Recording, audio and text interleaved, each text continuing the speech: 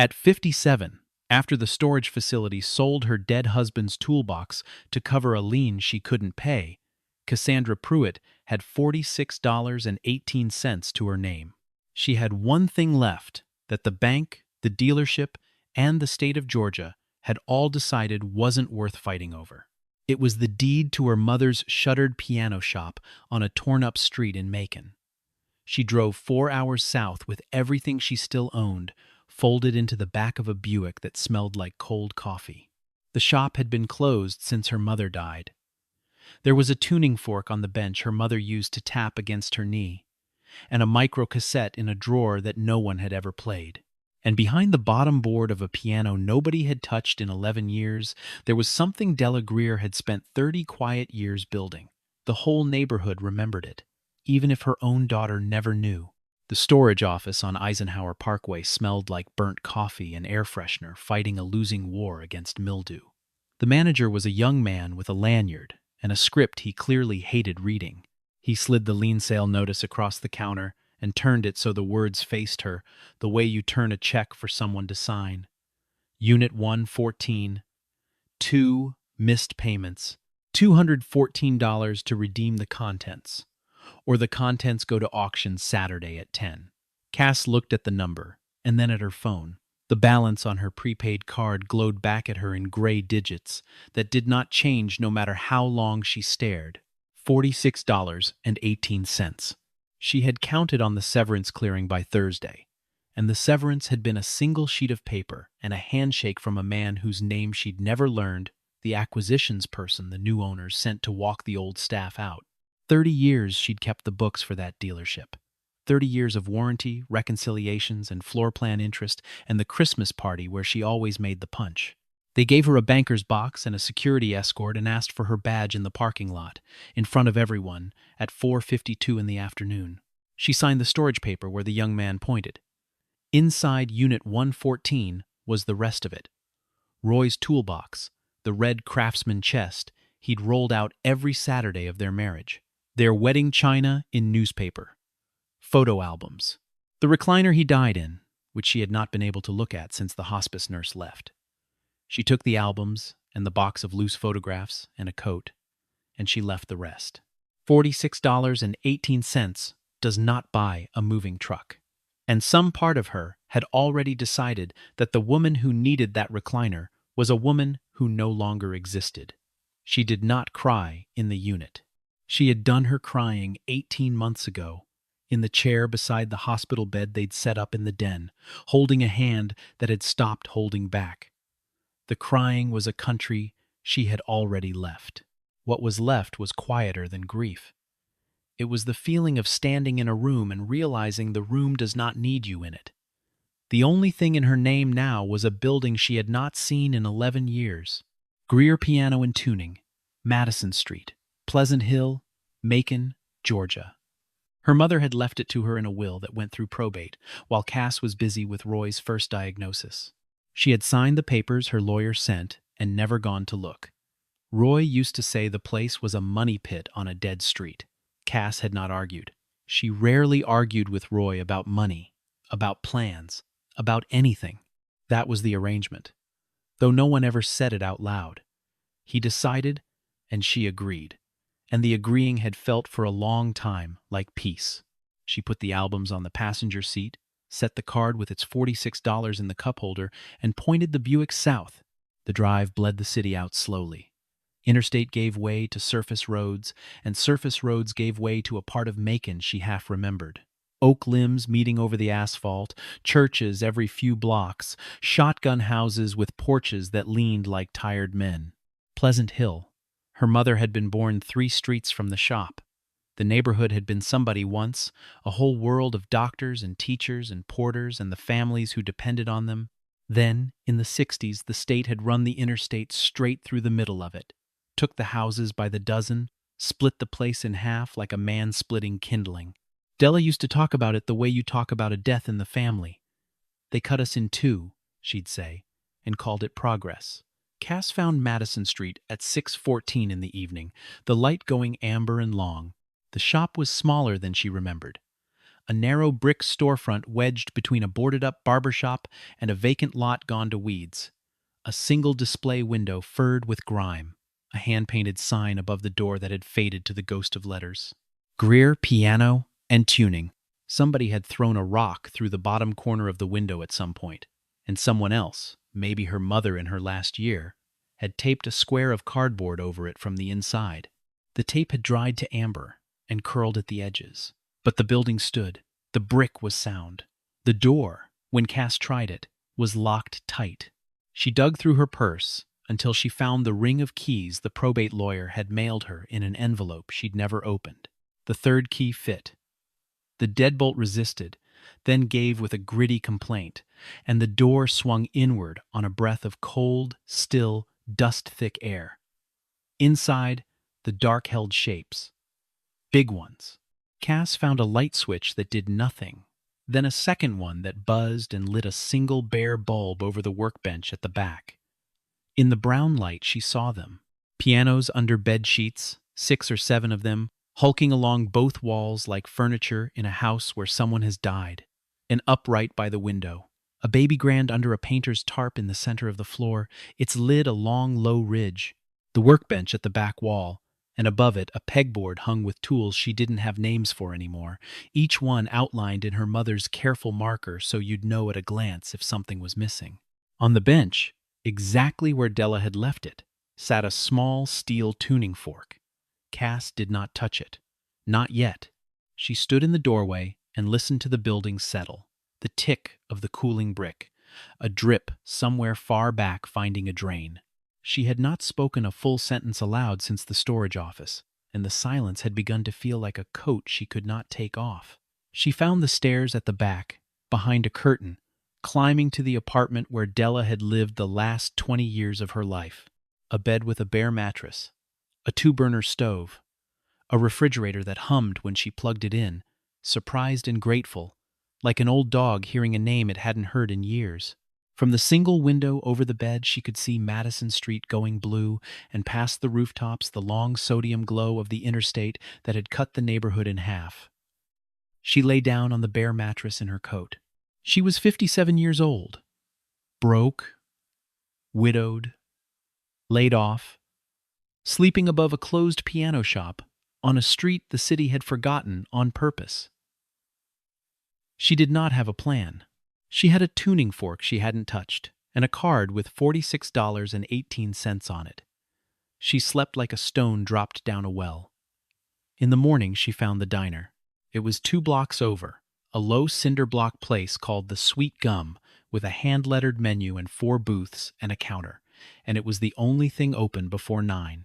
Cass ordered coffee and the cheapest egg on the board, and counted the cost against her card in her head while the waitress poured. There was an old man at the end of the counter, in a canvas barn coat, the color of a paper bag. A steel thermos sat in front of him, though he had a diner cup too, and he was reading the back of the same menu like it was news. He didn't look at her. He looked at his coffee. But when she sat, something in the set of his shoulders changed. The small adjustment a person makes when a room they thought was empty turns out not to be. She didn't think anything of him. He was a man with a thermos. The town was full of old men with thermoses. The waitress, a heavy-set woman in her 60s with reading glasses on a beaded chain, set the plate down and then didn't leave.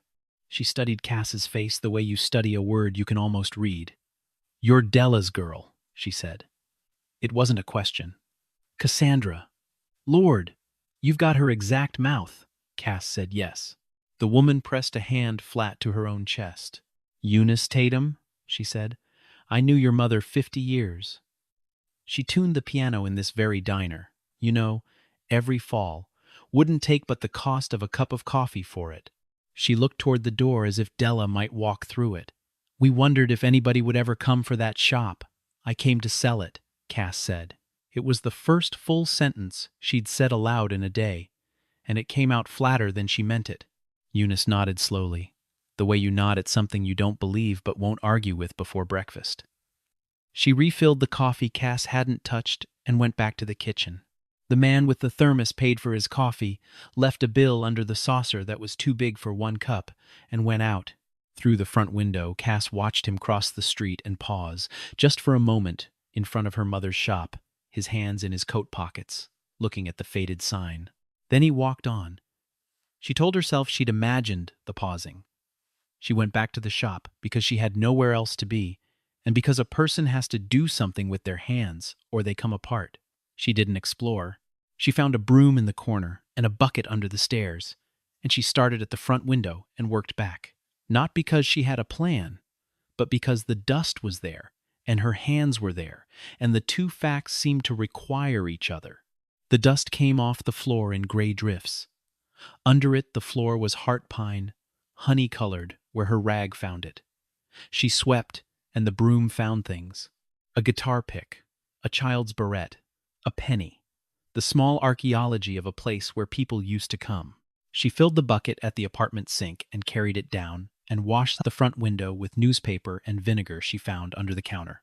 The daylight came through changed, no longer brown but ordinary, and the pianos under their sheets stopped looking like the dead and started looking like furniture again. She worked until her shoulders burned, and the light went long. She did not think about Roy, or the dealership, or the $46, which was now $31 after the coffee and the egg and a sponge from the dollar store. She thought about the next square of floor. There is a mercy in that, in a task that is exactly the size of itself. She pulled the sheet off the upright by the window the way you'd peel a bandage, fast, and the dust rose in a sheet of gold in the light, and there it was. A tall walnut upright, the case dull but unscarred, the keys yellowed ivory, two of them chipped, her mother's own piano. The one Della played in the evenings after the customers' instruments were tuned and gone, the one Cass had fallen asleep to as a girl on the cot in the corner. The sound of her mother finding the wrong note and the right note and the note between them. Cass put one finger on middle C and pressed. The sound that came out was awful, a flat ghost of a note, sour and dead, the string slack with 11 years of neglect. She lifted her finger off it fast, the way you pull your hand from a stove. She put the sheet back over it. The cleaning took the better part of a week. Eunice sent a boy over with a casserole the second day and would not let Cass refuse it. The third day, a man Cass didn't know left a cord of firewood stacked neat against the side of the building and was gone before she could thank him. There was no note. The fourth day, a woman in a church hat knocked, said only your mother kept our piano alive when we couldn't afford to, said it like an apology and a gift at the same time, and left a bag of grapefruit on the step. Cass didn't understand it. She had grown up in this shop and she did not remember any of these people, and they all seemed to remember her mother as something Cass had never quite seen. The man with the thermos came past the window twice more that week. Once he stopped and looked in, and when Cass looked up from her scrubbing, he lifted 2 fingers off the glass in a small, flat wave, the kind men in the country give from a passing truck, and walked on. She told herself he was just an old man on a walk, but she found that she watched for him now, in the mornings, the way you watch for a bird you've decided to like. On the 7th day, she cleared the workbench, and she found the tuning fork again, and this time she picked it up.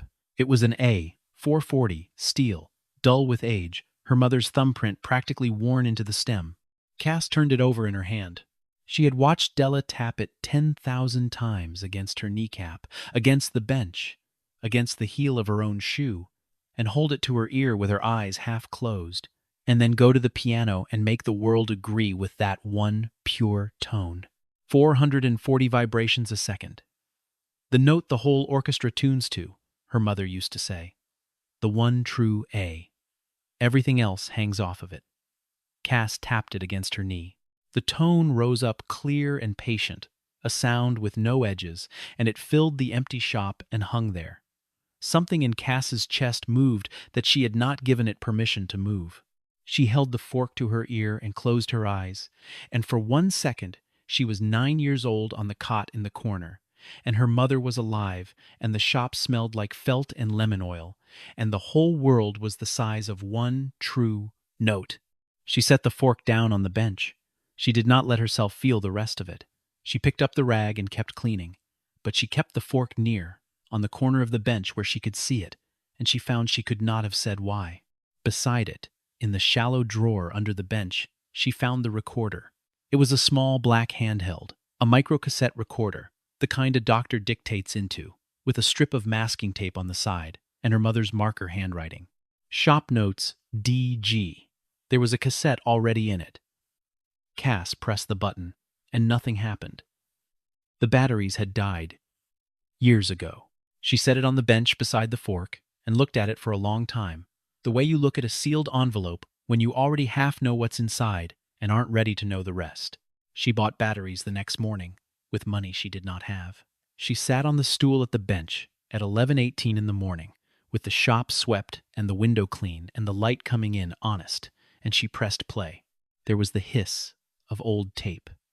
Then her mother's voice, close and ordinary, a little tired, talking low the way a person talks to themselves while their hands are busy. "Sim's upright," Della said. "Pin blocks drying out, won't hold the bass past a week. Told him I'd do it for the felts and the gas." He didn't ask. Some men don't know how to ask. You do it anyway. A pause. The scrape of a tool. Then, reminder. The Tatum girl's lessons. Tell Eunice it's prepaid through June. Don't let her find out it's me. Cass sat very still. The voice went on, entry after entry, the way a person keeps a ledger out loud. A name, an instrument, what was wrong with it, and then almost always a second thing, quieter, the real entry. The Pope Boys piano at the children's home, that's the 3rd year. Hammers are gone, but I'll voice what's left. The widow on Cole Street took the deposit back out of her mailbox so she wouldn't have to say no to it. The church on Madison wants the organ done before Easter. Tell them next year. Do it this year. Her mother had kept a running account of the whole neighborhood, not of debts, but of needs, and Cass had never heard a word of it in her life. Then, near the end of the tape, after a long hiss, her mother's voice again, slower, older. This one wasn't a shop note. "Talk to Cass tonight," Della said. She sounded thin. That Roy's got her counting his pennies and calling it a budget. She says she's fine. She says fine the way I used to say fine. All the air let out of it.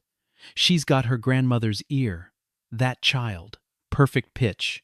And she's spent her whole life pretending she's tone deaf so nobody asks her to sing. I wish she'd come home and let me put a tuning lever in her hand again. I wish she'd sit on that cot and let the shop teach her what I never could tell her plain. But she won't. Not yet. Maybe not ever. The door's open regardless. It's always going to be open. The tape ran out into hiss. Cass turned the recorder off. She sat with her hands flat on the cold bench, and the shop was very quiet, and the one true A from the fork seemed to still be hanging in the air, though she had not touched it in an hour. She did not weep. What happened was smaller and went deeper. A single long breath let all the way out, the first full breath she could remember taking in 18 months. She had spent so long being the woman no room needed that she had forgotten she had ever been a girl somebody waited up for. She had been seen. She had been loved the whole time she was frozen, by a woman 4 hours away talking into a tape in an empty shop, and she had never known. She picked up the tuning fork. She walked to her mother's upright and pulled the sheet off it for good this time, folded it, and set it on the cot. Then she opened the lid and looked at the action. The felt hammers gone hard and moth-eaten, the dampers stiff, the whole sad mechanism of it. And she thought, for the first time, not how do I sell this, but how do I fix it? She found a stack of repair tags in a tin on the shelf. The little manila tags tuners tie to an instrument with a loop of string. She turned one over. On the back, in her mother's hand, Coleman family, do not charge, 3rd winter. She turned another. Greater Hope AME, organ blower. Did it Tuesday. Told them parts came in cheap. There were hundreds of them, years of them, the whole quiet account of a life, written on the backs of tags meant to be thrown away.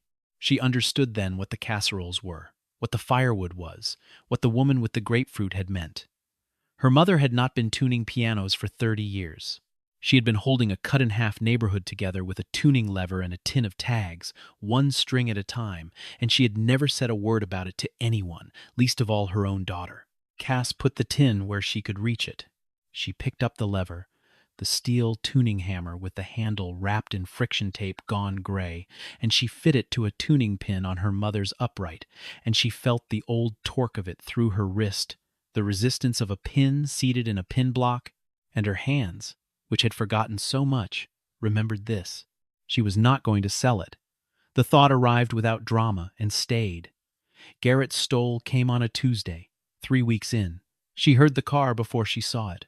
A clean German engine idling at the curb of a street that ate German engines for breakfast.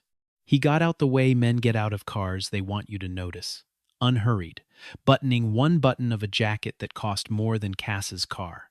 He stood on the sidewalk and looked the building over the way a buyer looks at a horse's teeth, and then he came in without knocking, because the door was open, and men like Stoll have never in their lives believed a door could be closed to them. "Ms. Pruitt," he said. "Garrett Stoll, Meridian Development Group." He had a card out before he finished the sentence. "We've got a real interesting moment on this block." Cass set down the lever. She did not take the card. Stoll talked. He talked about vision and corridors and the way the city was finally going to do right by Pleasant Hill, by which he meant tear down what was left and build something the people who lived there now would not be able to afford. He had options on 3 parcels already, he said. The barber shop, the lot next door, the duplex behind. He needed the corner, her corner. He named a number, and the number was low, and he said it the way you say a number you expect to be thanked for. "I'm not selling," Cass said. Stoll smiled the patient smile of a man who has heard "not yet dressed up" as no 1,000 times. He walked a slow circle, looking at the pianos under their sheets, and then he said the thing she would remember. "Nobody buys pianos anymore, Ms. Pruitt. You know that. You're sitting on dead square footage on a block that wants to live." He spread his hands like a man being reasonable. "And I'd hate to see the county make the decision for you. You've got back taxes on this place going back to your mother's passing. 11 years. That adds up. The tax commissioner only waits so long before a property like this goes to the sale list. I'm offering you a soft landing." He let that sit. Outside, across the street, Cass saw the man with the thermos standing at the bus stop bench, not waiting for any bus, his hands in his coat pockets, watching the open door of the shop with a stillness that was not idle. He did not come over. He just stood there, the way a man stands when he has decided to be a witness. "I'll think on your offer," Cass said, which was a lie, and Stoll knew it was a lie, and he left his card on the bench by the tuning fork and went out to his clean car and drove off down the broken street. The back taxes were real. That was the part that kept her up. She had let them pile the way Della had let the window stay cracked. A small thing ignored until it became a large thing with teeth. She had $31 in a shop full of instruments nobody bought and a developer who had all the time and all the money in the world. She did not know a lawyer. The ones she could find would cost what she did not have. It was Eunice who solved it, the way the neighborhood solved everything, sideways and without fuss. "There's a man you should talk to," she said, setting down the coffee Cass had stopped trying to pay for. Reginald Combs, retired now, did estates and property out of an office on Forsyth for 40 years. His daughter took piano her whole childhood, and they never could have afforded the tuning. "Your mama kept that instrument singing for 11 years and never sent a bill." Eunice looked at her steadily. "You go tell that man whose girl you are. He'll be at your door before the kettle's cold." He was there the next morning at 9, sharp, a tall, straight-backed man in his 70s with a leather case that had seen every courthouse in Middle Georgia and reading glasses on a chain like Eunice's. He shook Cass's hand with a dry grip and would not sit until she did. "I knew your mother," he said. Then he corrected himself, gently. "Everybody says that to you now, I'd guess. Let me say it the true way. When my Renee was 9 and we had nothing, your mother tuned a piano in my front room 4 times a year for 11 years and told me the parts came free. They did not come free. I found that out later. People around here always find out, eventually." He set the case on the bench. "So, tell me what the developer said and show me every piece of paper you've got." She showed him. The deed. The will. The probate file the lawyer had mailed her years ago and she'd never read. The tax notices in their windowed envelopes, 11 years of them, the amount smaller than she'd feared when you laid them side by side, a few $100s a year on a property the county had all but written off. Combs read them with the calm of a man who has read 10,000 documents exactly like them. When he finished, he took off his glasses and set them on the bench next to the tuning fork. "Here is what is true," he said. "This building passed to you clean, through your mother's will, through probate, years ago. It was never your husband's, never part of anything you lost up north. It is yours, free and separate, and Mr. Stoll knows it, which is why he isn't trying to take it. He's trying to scare it loose. He tapped the tax notices. These are real, and you do owe them. But they total under $4,000 across 11 years, and Georgia gives you every right to pay them current and stop the clock cold.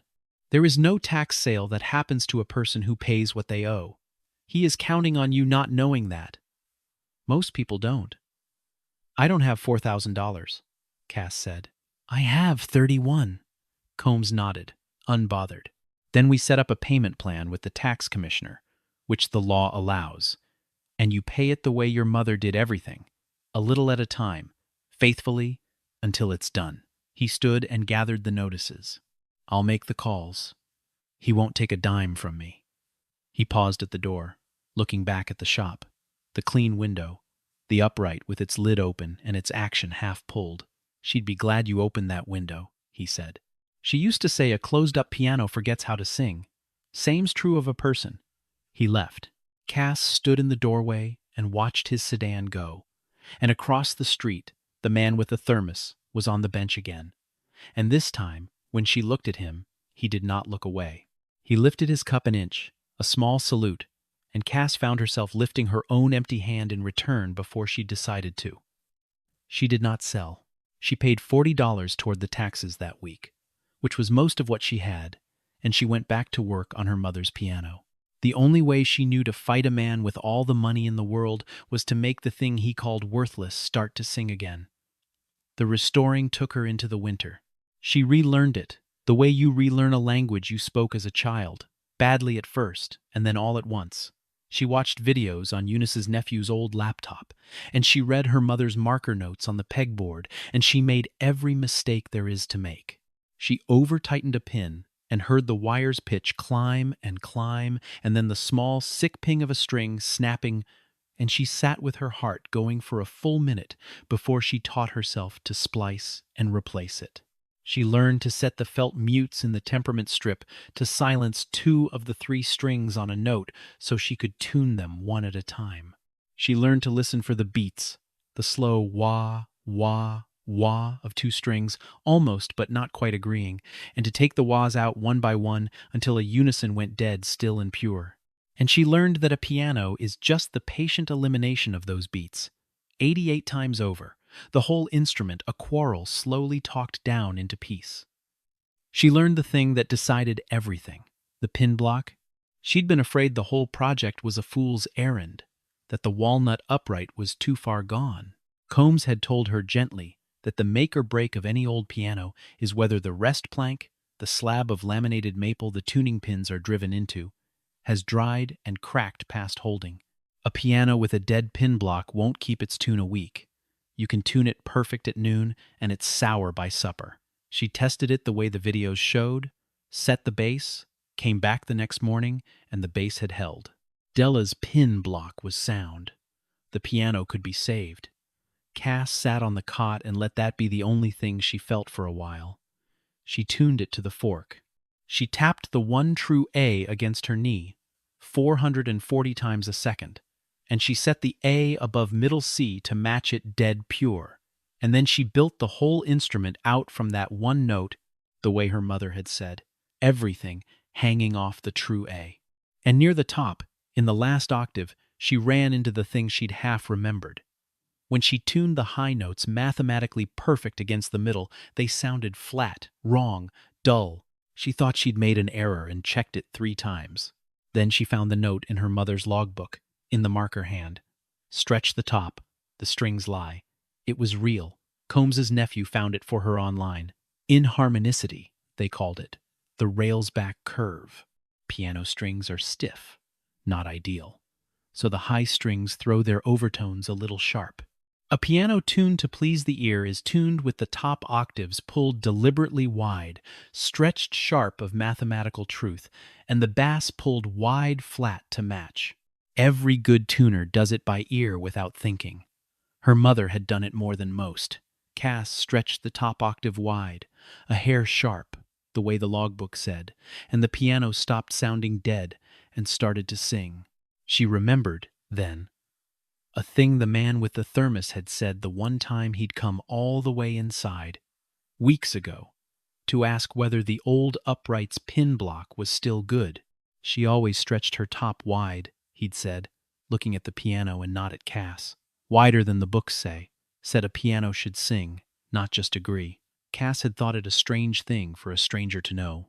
She thought about it now, the tuning lever still in her hand, and a small, cold question moved through her and was gone before she could hold it. She finished the action last. She replaced the worst of the hammers and voiced the rest, pricking the hard felt with a voicing needle to soften the tone, 3 small stabs at the shoulder of each hammer, the way the logbook diagrammed, listening after each one. She regulated the pedals, the trap work down in the bottom of the case, and that was the last thing, and it was the thing that changed her life. The sustain pedal stuck. When she pressed it, the dampers lifted and stayed lifted. The lift rod hung up on something, and to fix it she had to take off the bottom board, the lower front panel down by the floor that you only ever remove to get at the pedal mechanism, held on by 2 wooden turn buttons and a pair of slotted thumb screws. She'd watched her mother do it 100 times and never once thought about what was behind it. She knelt on the cold pine floor at 4:52 in the afternoon, the light going amber the way it had the first evening, and she backed the thumb screws out and turned the buttons and lifted the panel away. The trapwork was there, the levers and the lift rod, the simple, honest machinery of it, and the lift rod had a felt nut worked loose, easy to fix. But the cavity behind it, the dead space at the bottom of the piano case that no one but a tuner servicing the pedals would ever see, was not empty. There was a bundle wrapped in oilcloth and tied with the same kitchen twine her mother had used on the repair tags. It was heavier than it looked. Cass lifted it out with both hands and set it on the floor and knelt over it and did not open it for a moment. Some part of her already knew that whatever this was, it was the thing the whole long winter had been walking her toward.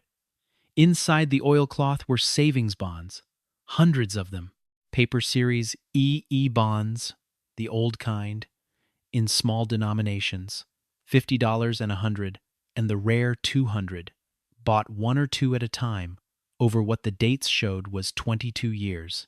The way a person saves, who never has much but saves anyway, every month, a little at a time, faithfully, until it's done. They were registered to Della Greer, and stamped under that, in the line for it, the words payable on death to Cassandra. Her mother had put her name on every single one. There was a last repair tag tied to the bundle.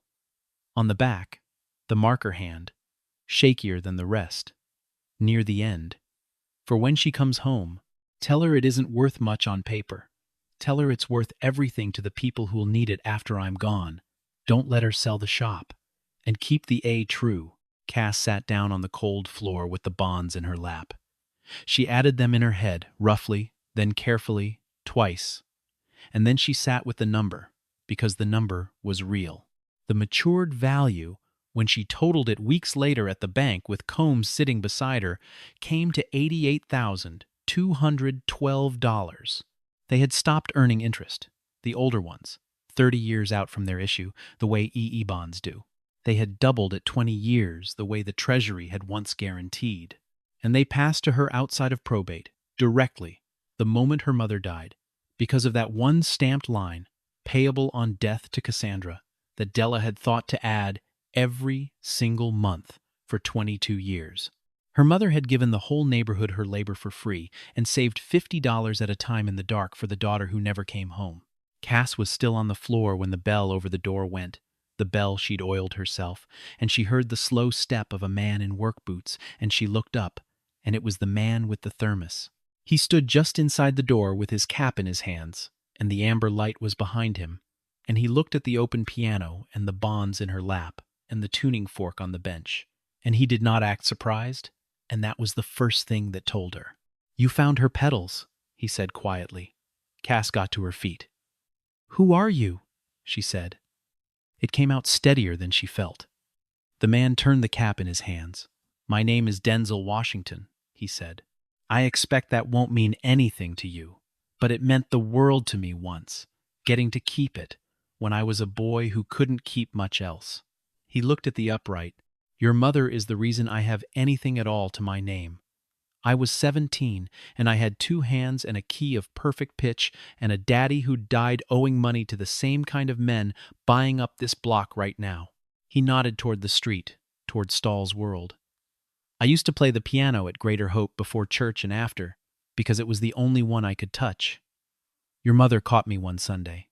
Didn't say much. Few weeks later, there was an upright on our porch, on a handshake, $1 a week, and she taught me to tune so I could earn the dollar.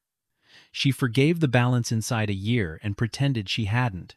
He set the thermos down on the bench, beside the fork, gently, like a man setting down something in a church. "I made my money in buildings," he said. "More of them than I can drive past in a day. I've had the means to pay her back for 30 years, and she wouldn't take a dime of it while she lived. Said I'd already paid by becoming somebody." He looked at Cass, and his eyes were wet, and his voice did not break. "I came back to do it after she passed, and the shop was shut, and nobody knew where the girl had gone. I've come by this street most every season since, just in case the door ever opened. 3 weeks ago it opened. She always stretched the top octave wide," Cass said. "You knew that. You said it." "She taught me to," Denzel said. "Wider than the books." He almost smiled. "Said a piano should sing, not just agree. I never tuned one any other way." The reveal did not arrive like a storm. It arrived like the last beat going out of a unison, the slow wah, wah, wah of a question she'd been hearing for 3 weeks finally going still and pure.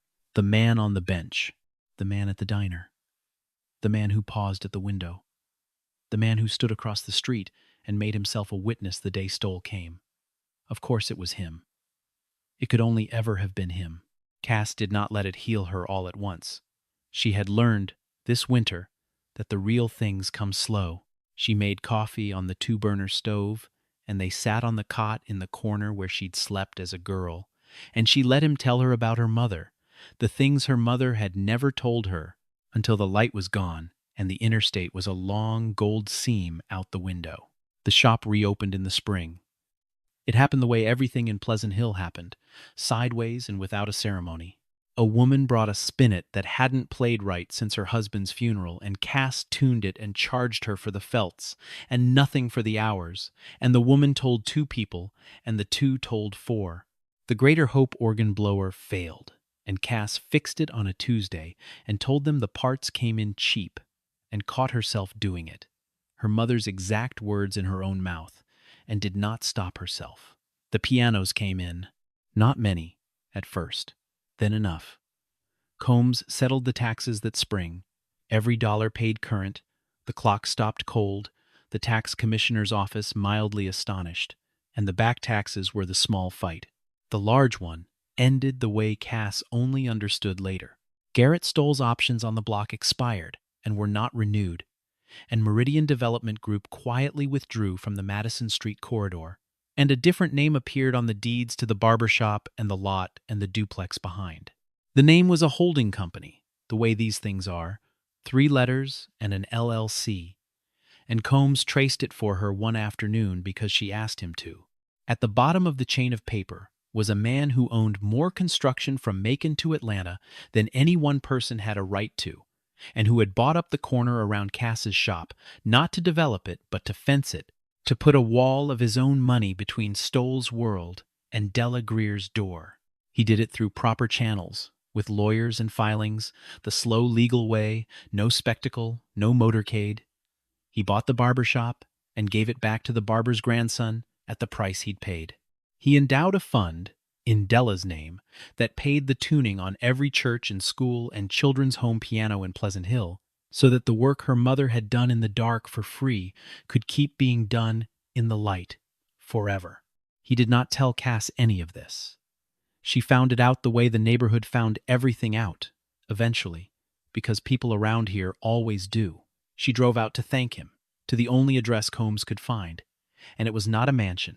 It was an ordinary brick house on an ordinary street, with an old truck in the drive and a thermos drying upside down in the rack by the sink. And Denzel Washington met her on the porch in his canvas barn coat and would not let her thank him the same way her mother had never let him. "I'm not paying her back," he said. "A man can't pay back what your mother did. There's no figure for it." He looked out at his ordinary street. "I'm just keeping the A true." He'd learned that from the logbook too, he said. "It's the only way I know how to be in the world." By the second spring, the shop had a sign again. Cass had it repainted by a man 2 streets over, the same dark green her mother had used, Greer piano and tuning, and under it, smaller, because she'd argued with herself about it for a month, and daughter. The first night it was lit, she stood across the street at the bus stop bench, where Denzel used to sit, and looked at it glowing against the dark, faded no more, and let it be enough. Andre Pope came that June, the way these things come, on an evening when the light was going amber and long. He was 22, and he came in off the street to ask if the shop bought old keyboards, because he had one he was trying to sell, a wreck of a thing, because he was 3 days from sleeping in his car and 1 day from selling the only thing he owned that he loved. Cass knew the shape of him before she knew a single fact, the hunch of the shoulders. The way he stood, ready to be turned away, the particular stillness of a person who has learned not to take help, because help always came with a hook in it. She had stood exactly that way at a storage counter 18 months and a whole life ago. He sat down at her mother's restored upright without asking, the way a starving man sits at a table. And he played, by ear, no music in front of him, a thing he'd clearly made up himself, and it was good. And his hands knew the keys the way some people's hands just do. When he finished, he looked guilty, like he'd taken something. "You've got an ear," Cass said. "You ever tune one?" He shook his head. "Don't have the money to learn." "I didn't ask if you had money," Cass said. "I asked if you ever tuned one." She put the lever in his hand. She showed him the fork, the one true A, 440 times a second, everything else hanging off of it. She showed him how to set the mutes and listen for the beats, and take the wahs out one at a time until a unison went still and pure. The spare room upstairs had a frame and no mattress. She found him one at a yard sale that weekend for $12, and he carried it up without a word. And she did not let him say thank you, because she had learned from 2 people now that the kindest thing you can do with gratitude is refuse to let it become a debt. She kept the tin of tags going. When a woman came in with a piano and a face that was carrying more than she could say, Cass tuned it and wrote the real entry on the back of the tag and slid the deposit back into the woman's purse when she wasn't looking. When a boy from the children's home needed his playing kept alive, the fund in Della's name kept it alive. And Andre did the tuning now, and learned the names of the families the way Cass had learned them, the way Della had known them, the slow account of a neighborhood that the interstate had cut in half and that a tuning lever, string by string, kept whole. She was 59 by then. She was not rich. The bonds had bought time, not luxury. She'd paid the taxes and the parts and Andre's small wage and kept the rest in the bank against the winter. It was not a large life. It was a useful one, and she had come to understand, the way her mother must have, that usefulness was its own kind of wealth, the kind that never shows on a card balance, but holds a whole street together, one small true note at a time. Most evenings, when the work was done and Andre had gone up and the shop was quiet, Cass sat at her mother's upright and tapped the fork against her knee and tuned the one true A, just to hear it, just to keep it true. The light would go amber and long down Madison Street, and the sign would glow, and somewhere across the way she half expected to see a man with a thermos lift his cup an inch in the dark. She had come to sell the place and move on. She was just getting started.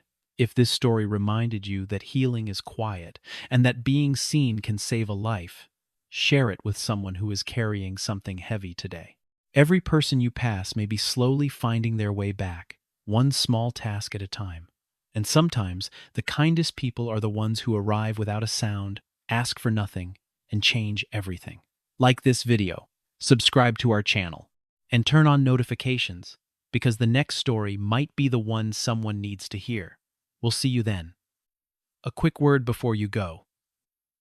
The characters and events are invented, and any resemblance to real people, including anyone who happens to share the name Denzel Washington, is purely coincidental and not intended to depict any real individual. I wrote this one because I keep coming back to the idea that healing almost never shows up as a single big moment. More often, it's a dead note under your finger, a swept floor, a fork that holds one true tone, and someone who noticed us long before we noticed ourselves and kept the door open anyway.